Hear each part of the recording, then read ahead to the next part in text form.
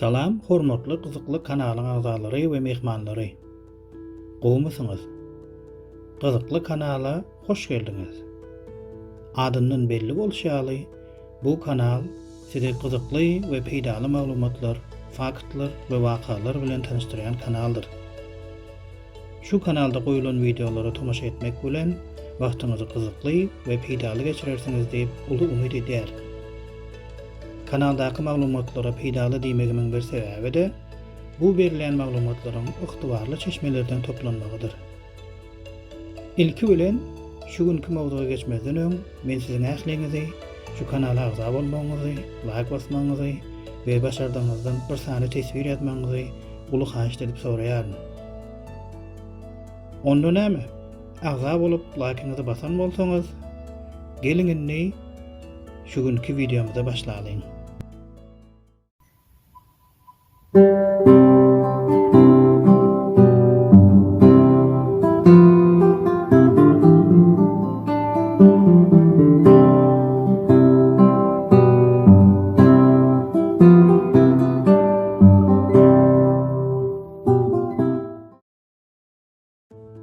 Bilişimiz ýaly, ilm ägirt ädimler bilen öňe tarap hereket edýär we biziň durmuşymyzy ýeňilleşdirýär. Alimler we beýleki ilim adamlary göze görünýän we görünmeýän zatlar hakynda inanılmaz derejeli açyşlar edýärler. Çeksiz kosmosa raketalar uçurup, başga galaktikalar we planetalar hakynda maglumatlar toplaýarlar. Ýa bolmasa, çoňlugy 11 kilometr bolan Ýuwaş okeanda ýerleşýän Mariana çukuruna inip, öňe hiç ýaşaýanlygy bilinmedik jandarlary tapýarlar. Häzirki zaman ilmi näderece ösen bolsa da, tek şol ilmiň düşündirip bilmejegi kän zatlar bar. We bugünkü videomuz hem şolar hakynda bolar.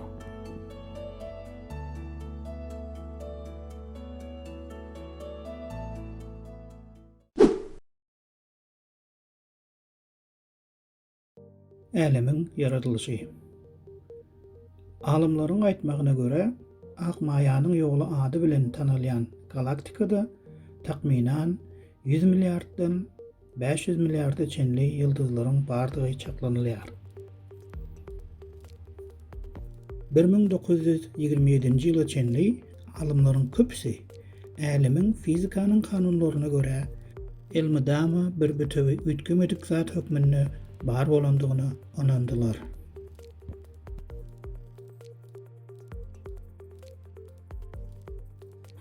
Emma 1927-nji ýylda Belgiýaly ruhany matematik we fizik alim Georges Lemaitre älemiň bir bütöwi zat däldigini we onuň uly partlama, ýagny Big Bang netijesinde emele gelindigini we üstesine de onuň ýuwaş-ýuwaşdan giňelýändigi hakyndaky teoriýany öňe sürdi.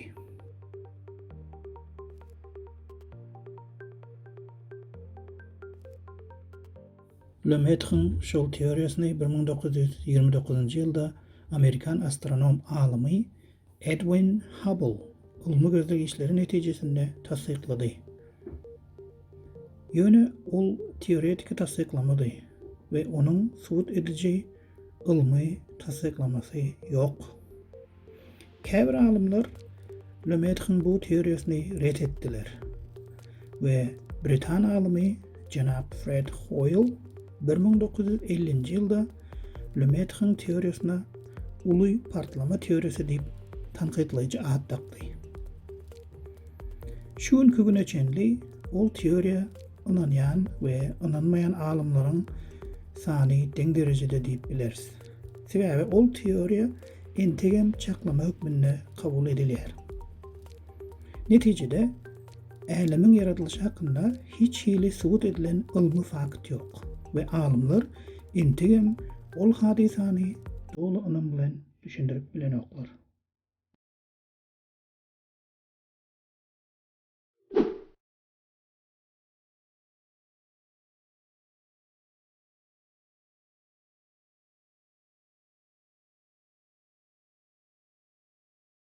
Alımlaryň näçe öwrense-de düşündirip bilmedigi ýene-de bir zat adamynyň barmak izlarydyr. Bilişimiz ýaly dünýäde bir meňzeş iki sany barmak izi ýokdur. Ve şol sebäpli-de köplenç halatlarda ol barmak izlary jenaýatçylary tapmagy kömek edýär.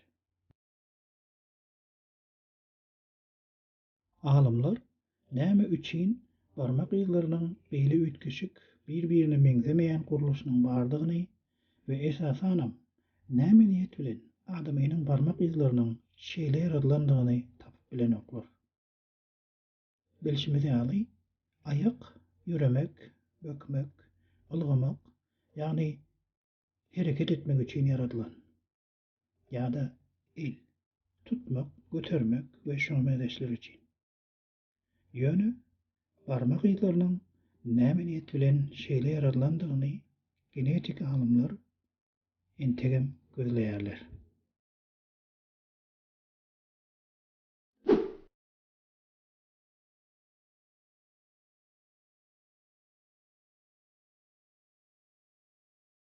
Ilym tarapyndan sebäbi tapylmadyk hadisalaryň ýene biri de düş görmekdir.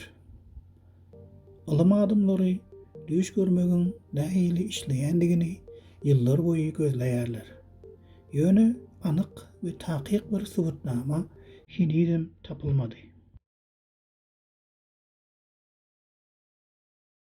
Käbir alymlar düşlere adamzadyň ýatkeşligi bilen bagly bolan hadise diýerler. Ve olaryň aýtmaklaryna göre adamzat günüň dowamyny bir topar zatlary görýär we pikir öredýär we netijede ol zatlar düşde garaşyk bir zat bolup görünýär.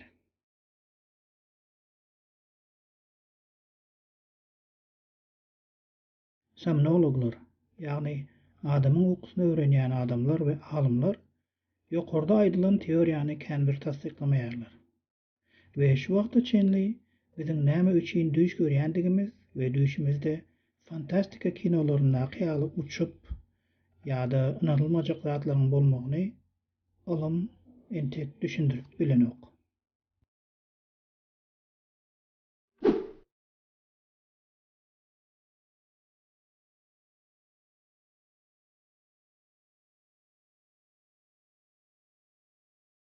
Käbir geçen zamanlardan galan ýa-da arheologik gözlegler netijesinde tapylan zatlar häzirki zaman ilm adamlarynyň aklyny çaşyrýar.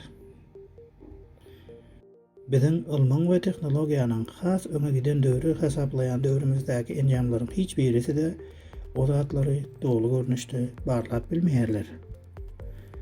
Ýa-da bolmasa näme niýet bilen ýa-da nähili ýasalandygyny ýa-da gurulandygynyň sebäbini düşündirip bilmeýärler.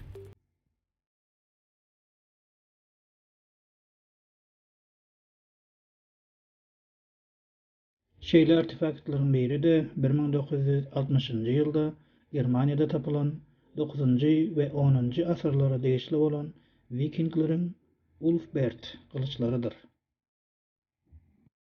Ilmiň henize çenli düşündirip bilmedik zady şol iki taraplayın kesýän kılıçlaryň tygyndaky ýa-da kesýän ýerindäki himiki element bolan uglerodyň deň derejede paýlanmagydyr.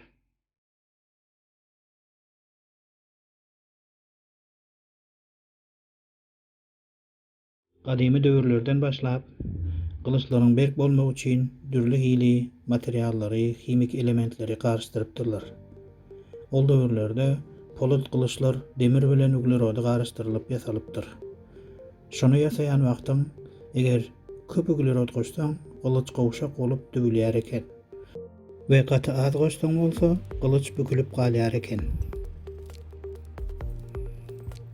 Şol kılıçyň tygyndaky uglerody deň derejede paýlamak häzirki zaman ilm adamlary üçin uly wezipe bolup durupdyr. Alymlar bir näçe gezek kynançyk edip şol kılıçlara meňzeşräk bir zat ýasapdyrlar. Ýöne uglerodyň gerek derejedäki deň paýlaşygyny öpçün edip bilmedikleri üçin edil şol kılıçyň kopýasyny ýasamak başartmandyr. We henize çenli hem şol 9-njy 10-njy asyrlarda ýaşap geçen kılıç ustalarynyň nähili tilsimlerden peýdalanandygyny düşündirip bilenoklar.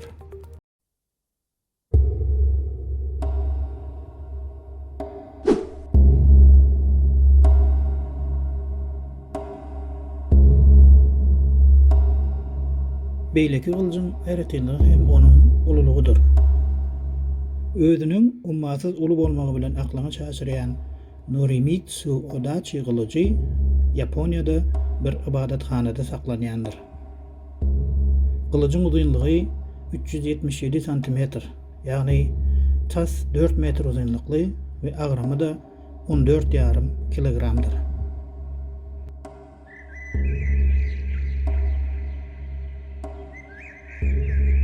Tarihçiler bu gylyjyň 1446-njy ýylyň awgustyna şol döwrüň tanymal gylyç ustasy Norimitsu Osafune tarapyndan ýasalandygyny habar berýärler.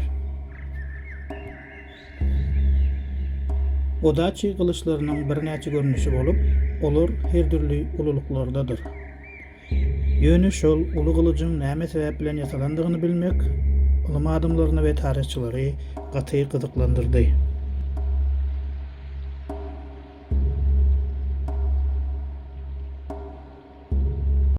Sebäbi beýle ulu gylyjy ulanýan adam ýa-ha gaty ulu adam bolmaly, ýa-da ýörüýte bir usuldan peýdalanýan bolmaly.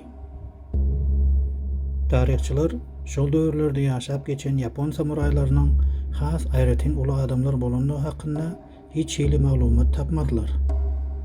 Ve şol sebäple de ol ulu gylyjyň ýörüýte dawaralarda görkezenýän gylyç bolmagy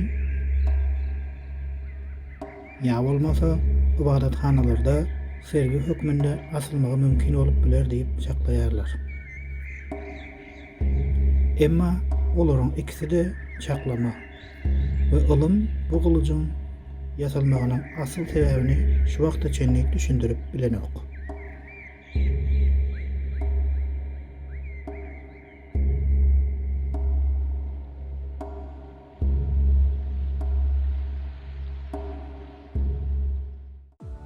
Münha dostlar, şunun bilen şu günkü videomyň sonuny geldik. Eger şu video göňüňizden turan bolsa, azap bolup like basarsyňyz diýip umyt edýär. Sizin bilen indiki videolarda görüşýänçek hoş, sag bolun.